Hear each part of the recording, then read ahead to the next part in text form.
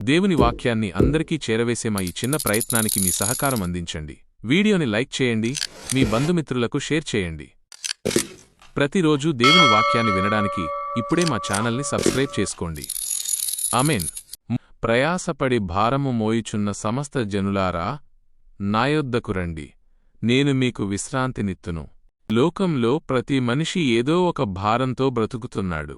కొందరికి ఆర్థిక ఇబ్బందుల భారం, మరికొందరికి అనారోగ్య భారం, ఇంకొందరికి పాపభారం. సందేశం: యేసు ప్రభు ఇక్కడ సమస్త జనులారా అని పిలుస్తున్నారు.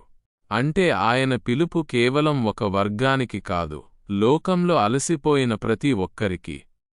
ప్రాణమా, యెహోవాను సన్నుతించుము, ఆయన నీ దోషములనన్నిటినీ క్షమించువాడు. భారము అంటే ఏమిటి? మనం మోస్తున్న భారాలు కేవలం శారీరకమైనవి కావు. మానసిక ఆందోళనలు, భయం, గతం గురించి దిగులు, ఇవన్నీ భారాలే.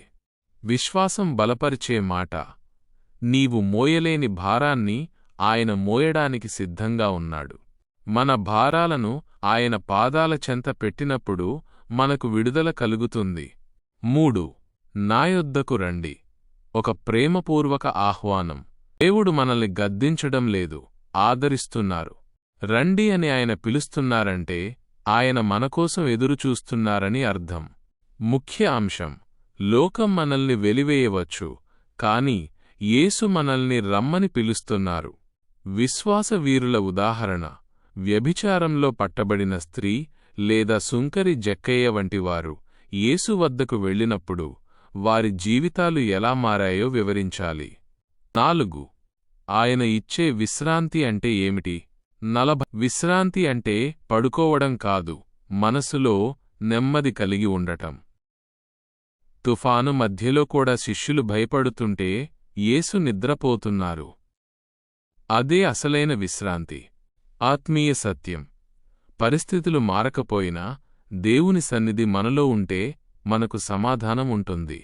విశ్వాస ప్రకటన: నా దేవుడు నన్ను చేయి విడవడు అనే నమ్మకమే ఈ విశ్రాంతికి పునాది. మీరు ఏ పరిస్థితిలో ఉన్నా ఈరోజే మీ భారాన్ని యేసుకు అప్పగించండి, ఆయన మిమ్మల్ని బలపరుస్తారు. ముగింపు మాట: ఆయన కాడి సులువు, ఆయన భారము తేలిక. ఆయనతో కలిసి నడిస్తే జీవితం ధన్యం. యేసయ్యా, నీ సన్నిధిలోనే నాకు నెమ్మది, నీ పాదాల చెంతే నాకు విశ్రాంతి. కాడిని మోయడం, శిష్యరికం అంటే ఏమిటి? ముగింపు దిశగా యేసు ప్రభువు కేవలం రమ్మని పిలవడమే కాదు, ఒక రహస్యాన్ని కూడా చెప్పారు: నా కాడి మీమీద పెట్టుకొని నా యొద్ద నేర్చుకొనుడి. వివరణ: పూర్వకాలంలో ఎద్దుల మెడపై కాడి వేసేవారు. సాధారణంగా ఒక బలమైన ఎద్దుతో పాటు ఒక చిన్న ఎద్దును కలిపి కడతారు. ఇక్కడ యేసు ప్రభు బలమైన ఎద్దు అయితే మనమా చిన్న ఎద్దులం. మనం ఒంటరిగా భారం మోయడం లేదు, ఆయనతో కలిసి నడుస్తున్నాం.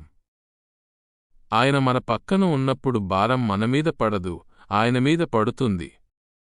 విశ్వాస పాఠం: మనం లోకపు కాడిని, ధనాశ, లోక చింతలు మోస్తే అలసిపోతాం. కాని యేసు కాడిని, ప్రేమ, విధేయత మోస్తే అది మనకు బలాన్నిస్తుంది.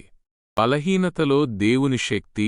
విశ్వాసవర్ధనం: చాలామంది నేను పాపిని, దేవుడు నన్ను రమ్మంటాడా అని అనుకుంటారు.